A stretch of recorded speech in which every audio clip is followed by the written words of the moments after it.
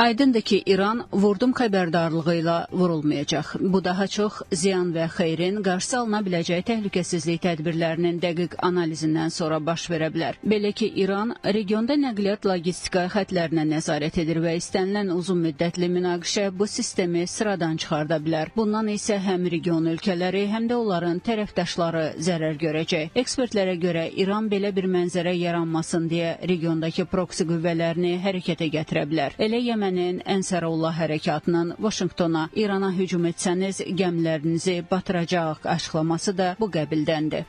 Если мы говорим об потенциальном ABŞ-yə qarşı əməliyyatlarda İranın regiondakı proksi qüvvələri, bura Yəmən və Fars körfəzi ölkələrinin bu əməliyyatlarda açıq şəkildə iştirakı olmayacaq. Amma onların hər biri ayrı-ayrılıqda Birləşmiş Ştatlara hər hansı bir şəkildə təsir göstərməyə hazırdılar. Qeyd edim ki, bu İranı dəstəkləyən ideoloji amillərlə bağlı deyil. Daha çox təhlükəsizlik və mövcud dəniz yolları, ilk növbədə Hörmüz boğazı ilə bağlı olan məsələdir. İran kontekstində onlar birbaşa hücum və ya uzun müddətli münaqişə halında İranın malik olduğu təsir gücündən istifadə edə biləcəyinə əmindilər.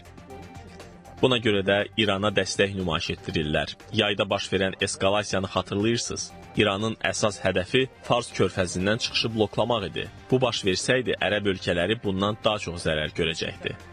İstər 12 günlük müharibə dövründə və ümumiyyətlə Qəzza bölgəsində baş verən hadisələrlə əlaqədar olaraq İran faktiki olaraq bu proksi qüvvələri hərəkətə gətirdi və müəyyən belə deyək də İsrailə qarşı istifadə etməyə çalışdı, cəhd etdi. Hətta beynəlxalq qüvvələrə, o cümlədən Amerika Birləşmiş Ştatları gəmilərinə, Britaniya gəmilərinə, yəni bu ticarət donanmasına böyük ziyanlar verdi.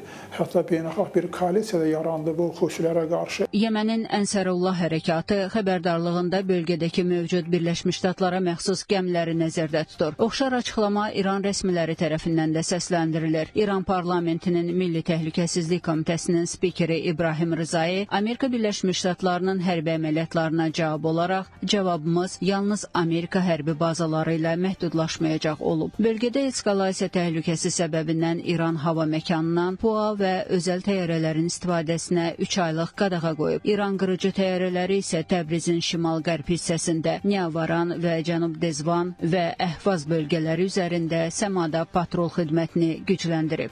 Xusilər deyək ki, Yəməndə uzun müddət güclü olduqları bir anda Amerikanlara, Avropalara, onların donanmasına belə tale yüklü bir mənfi nəticələr verə bilmədilərsə, düzdür, müəyyən gəmilərə atəş açılmışdı, yəni bəzi gəmilər də zədələmişdi və s.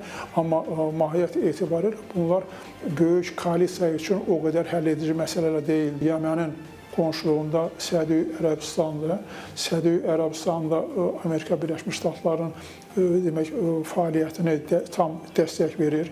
Başqa ərəb ölkələri də ona görə düşünürəm ki, yəni bu açıqlama da deyək ki, Amerikanları o qədər də təşvişə salmayacaq. США и администрация Трампа, которая имеет связи с ABŞ-nin İrana hər hansı bir zərbəsi regiona təsirsiz ötüşməyəcək. Müşahidələrimi əsasən deyə bilərəm ki, hazırda bu ölkələrin praqmatik və təhlükəsizlik yönümlü gizli bir koalisiyası var. Yəmən də bu koalisiyaya daxil olan ölkələrdəndir. İrana zərbə və ya uzun müddətli münaqişədən regiondakı logistika yollarının zərər görəcəyi aydındır.